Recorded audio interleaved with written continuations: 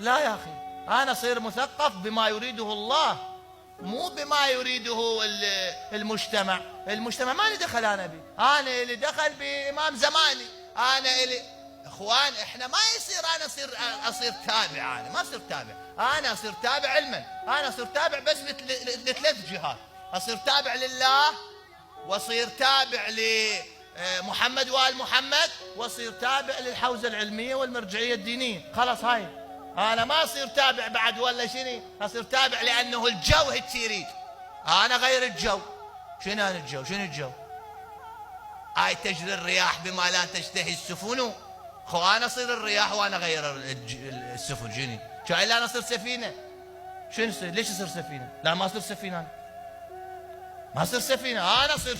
إحنا شباب آل محمد، إحنا الآن نقدر نغير المعادلة الفكرية بالكرة الأرضية كلها. ليش أخليه هو يستهزئ برموزي وشخصياتي وعلمائي وكذائي؟ ليش مو أنا أقول له تعال اقرأ لهم، شوفهم أنت شوفهم.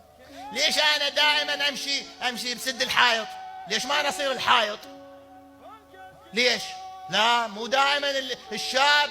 الآن بفضل الله أنا متأكد الآن إحنا هذا المجلس كله شباب، كل القاعدين أغلبهم الآن لو عنده دراسة بمعهد، لو بكلية، لو ما، كلكم الآن أنتم خير وبركة. ليش مو إحنا نغير المعادلة؟ اللي يحكي على مراجع، نقول له تعال شنو أنت تحكي؟ ما أقول له أتجبجب خاف أعلق ويغلطون علي. لا أنا أعلق. شنو يغلطون علي؟ لا أعلق.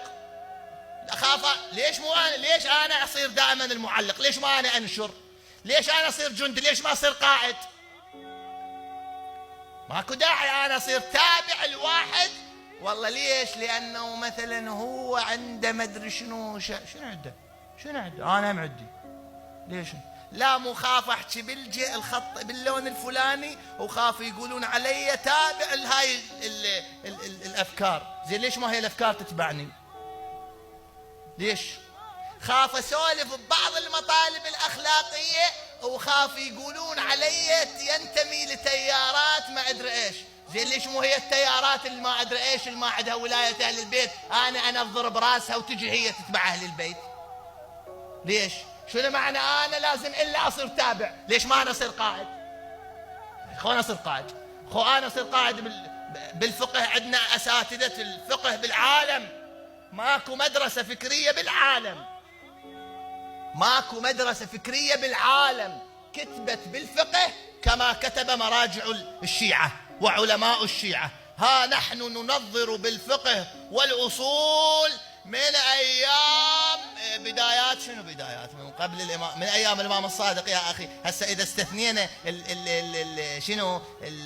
الأئمة المعصومين، من أيام الشيخ الصدوق، قبل الشيخ الصدوق إحنا عندنا كتابات بمن؟ بالفقه والأصول وهكذا. وبالأخلاق إحنا نظرنا بالأخلاق، وهي مدرسة أهل البيت. بالصدارة بالعقائد كان راسنا براس الأشاعرة والمعتزلة، وذابت كل المدارس وبقت مقولة الإمام الصادق وكلمات الإمام الصادق العقائدية.